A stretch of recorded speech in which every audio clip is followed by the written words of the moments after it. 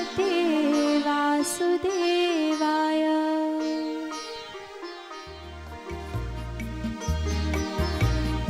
अथ प्रथमोऽध्यायः। धृतराष्ट्र उवाच धर्मक्षेत्रे कुरुक्षेत्रे समवेतायुयुत्सवः। मामकां पाण्डवाश्चैव किमकुर्वत सञ्जय। सञ्जय उवाच दृष्ट्वा तु पाण्डवानीकं व्यूढं दुर्योधनस्तदा आचार्यमुपसङ्गम्य राजा वचनमब्रवीत्। पश्यैतां पाण्डुपुत्राणाम् आचार्यमहतीं च मूं व्यूढां द्रुपदपुत्रेण तव शिष्येण धीमता। अत्र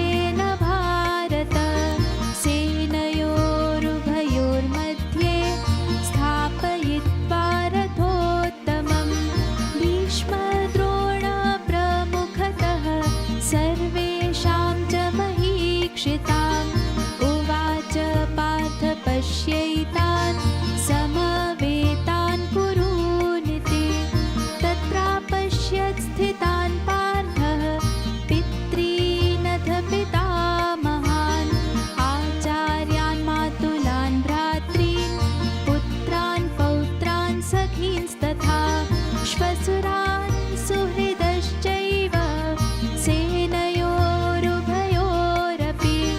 तान् समीक्ष्य स कौन्तेयः सर्वान् बन्धूनवस्थितान् कृपया परयाविष्टो विषीदन् इदमब्रवीत् अर्जुन उवाच दृष्ट्वेमं स्वजनं कृष्ण युयुत्सुं समुपस्थितं सीदन्ति मम गात्राणि मुखं च परिशुष्यति वेपथुश्च शरीरे मे रोमहर्षश्च जायते गाण्डीवं स्रंसते हस्तात् त्वच्चैव परिदह्यते न च शक्नोम्यवस्थातुं भ्रमतीव च मे मनः निमित्तानि च पश्यामि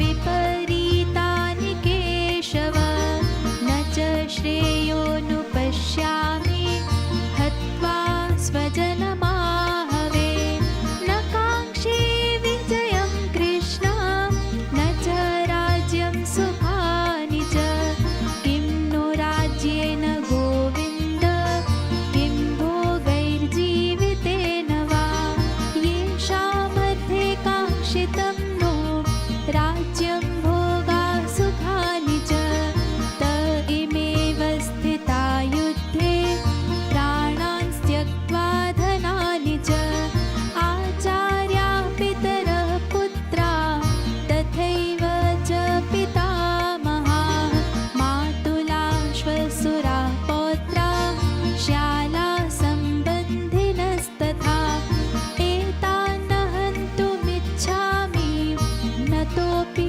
मधुसूदन अपि त्रैलोक्यराज्यस्य हेतोः किं नु मही कृते निहत्य धार्तराष्ट्रान्नः का प्रीतिः स्यात् जनार्दन पापमेवाश्रयेदस्मान् हत्वैतानाततायिनः तस्मान्नार्हा वयं हन्तुं धार्तराष्ट्रान् स्वबान्धवान् स्वजनं हि कथं हत्वा सुखिनः स्याम माधव यद्यप्येतेन पश्यन्ति लोभोपहत चेतसः कुलक्षयकृतं दोषं मित्रद्रोहे च पातकं कथं न ज्ञेयमस्माभिः पापादस्मान् निवर्तितुं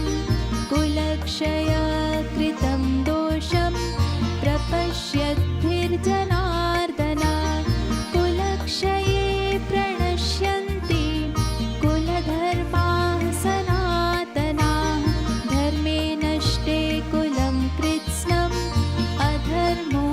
अधर्मोऽभिभवत्युत अधर्माभिभवात् कृष्णं प्रदुष्यन्ति कुलस्त्रियः स्त्रीषु दुष्टासु वार्ष्णेय जायते वर्षशोभितः